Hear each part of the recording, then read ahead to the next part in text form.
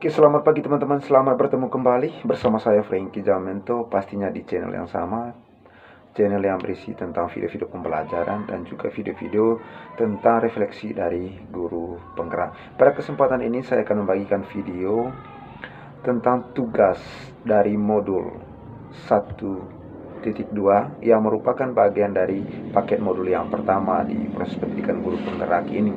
Dan kali ini saya berada pada tahap ruang kolaborasi ya. Saya akan menemukan nilai dan peran dari guru penggerak ya. Kita sudah belajar beberapa hari ini dan kita menemukan beberapa nilai dan peran dari guru penggerak. Tetapi kali ini saya hanya fokus membahas satu nilai dari guru penggerak dan juga satu peran dari guru penggerak. Tetapinya jangan lupa teman-teman, silakan mengunjungi video-video yang lain juga dalam channel ini. Dan pastinya jangan lupa klik subscribe, like, dan juga berikan komentar yang positif. Teman-teman, saya mengambil nilai guru penggerak yang pertama, yaitu berpihak pada murid. Dan berpihak pada murid ini akan selaras dengan peran dari seorang guru penggerak, yaitu menjadi pemimpin pembelajaran. Apa dasar dari nilai dan peran ini teman-teman? Nanti akan saya bahas ya. Yang pertama sekali adalah dasar pemikiran, bahwa anak itu memiliki kecepatan belajar yang berbeda ya, seperti yang kita lihat. Dan nilai guru penggerak berpihak pada murid itu maksudnya apa? Berpihak pada murid itu pada hakikatnya itu adalah ya inti atau dasar dari proses pendidikan ya. Artinya segala desain haruslah menitik beratkan pada pemberdayaan peserta didik. Apapun metode yang dilakukan, apapun cara ya, inilah yang disebut dengan berpihak pada peserta didik atau berpihak pada murid. Dan ini filosofi Ki Hajar Dewantara yang sudah dipelajari pada modul 1.1 ya, pada beberapa minggu yang lalu. Ini sangat luar biasa ya. Tetapi nanti akan dijelaskan bagaimana aksi nyata dari berpihak pada murid ini.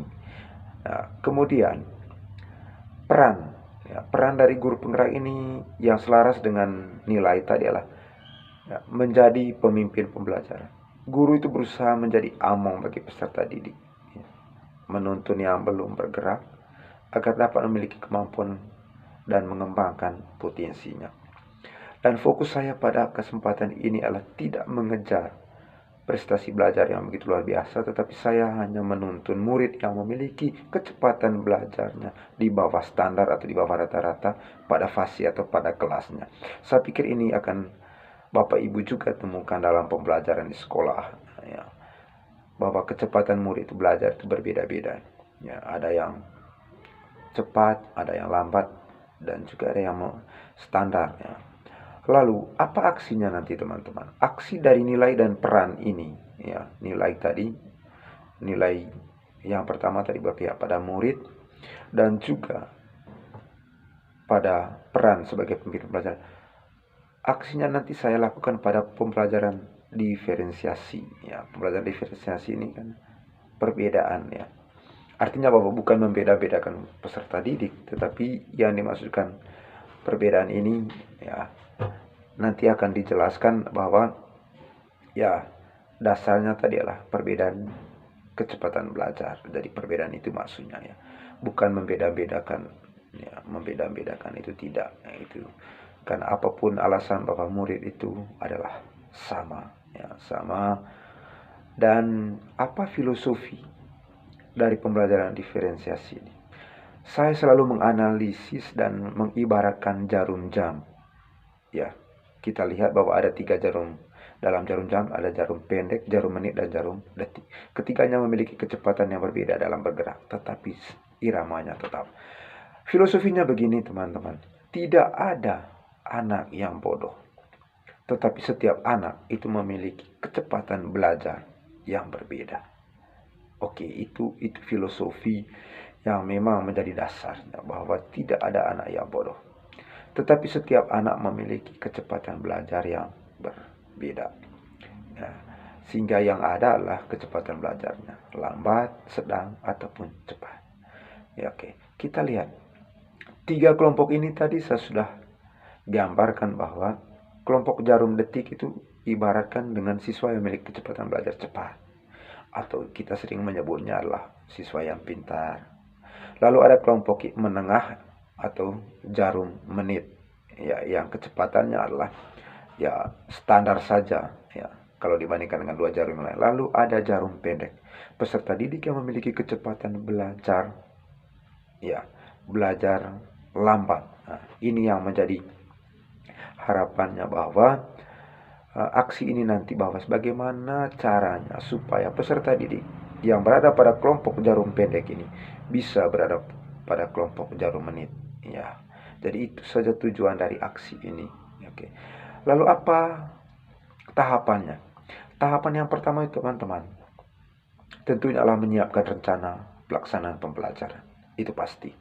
Dan yang kedua adalah aksi nyata atau pelaksanaan pembelajaran di kelas, ya, maupun di luar kelas. Dan yang ketiga itu, dari setiap proses itu selalu ada yang namanya evaluasi.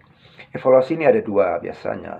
Ada tes, ada juga umpan balik dari siswa ataupun umpan balik dari siapa saja terhadap aksi yang sudah kita lakukan. Oke.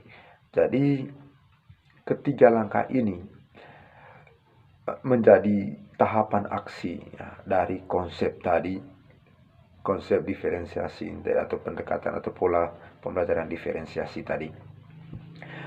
Kita melihat bahwa yang pertama, menyiapkan rencana pelaksanaan. Apa yang dibuat? Bukan hanya sekedar membuat RPP, tetapi pada kesempatan ini guru memperoleh data. Itu kata kuncinya, data perkembangan belajar peserta didik, ya. Oke. Ada yang lambat, ada yang sedang, ada yang cepat. Itu harus punya data. Oke. Kalau sudah data, itu mengidentifikasi kecepatan belajarnya, mana anak yang memiliki kecepatan belajar cepat, sedang maupun lambat.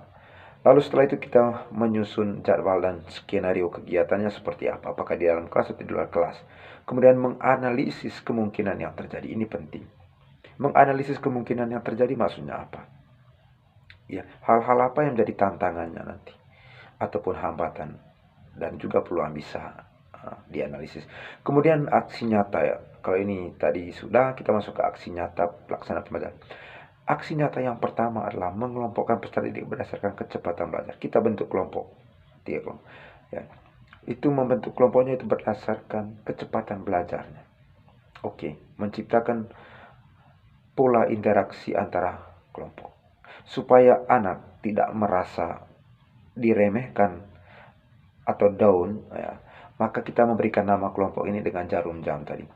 Kelompok jarum menit, kelompok jarum detik, dan kelompok jarum jam, ya, atau jarum pendek yang biasa kita sebut. Nah, tujuan kita adalah memberdayakan kelompok yang jarum pendek ini supaya bisa berada pada kelompok jarum menit. Nah, oke, itu caranya. Dengan bantuan siapa? Kelompok di jarum detik. Ini ceritanya. Kemudian yang ketiga itu tadi, poin yang ketiga tadi dari aksi itu adalah menciptakan pola interaksi antar kelompok. Maksudnya apa?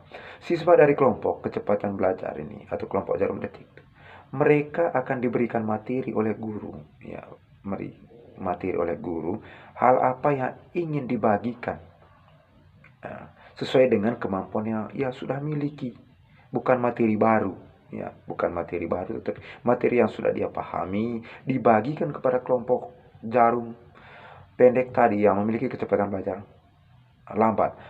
Lalu kelompok yang kecepatan sedang ini memberikan komentar, masukan, tambahan juga. Oke. Itu paling penting. Dan pola interaksi antar guru dan siswa itu harus tercipta. Lalu yang ketiga adalah evaluasi dan tes umpan balik. Evaluasi ini kan memberikan instrumen tes. Ya, artinya bahwa soal, ya, baik tes lisan, tes tertulis, untuk mengukur ketercapaian pembelajaran. Tetapi lebih penting bahwa bagaimana perkembangannya.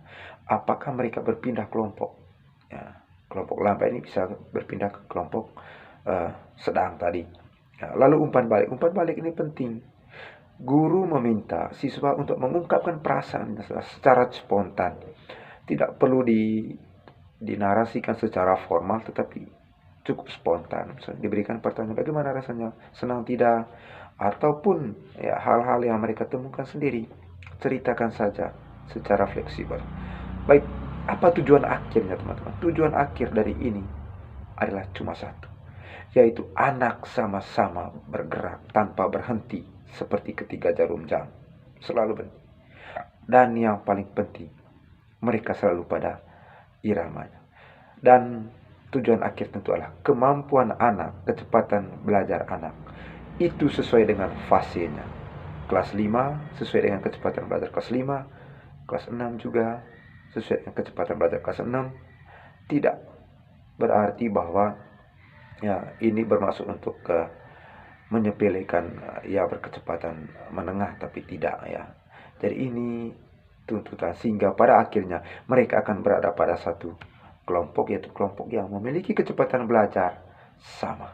Dan mungkin teman-teman itu saja video yang saya ingin bagikan. Terima kasih karena sudah menonton video ini. Dan jangan lupa membagikan video ini bila teman-teman merasa sangat bermanfaat. Dan berikan komentar pada kolom komentar yang bersifat positif untuk pengembangan video ini selanjutnya. Saya Franky Jamento, calon guru penggerak dari SD Lareng Angkatan 5 Kabupaten Manggarai Barat, mengucapkan terima kasih dan salam merdeka belajar.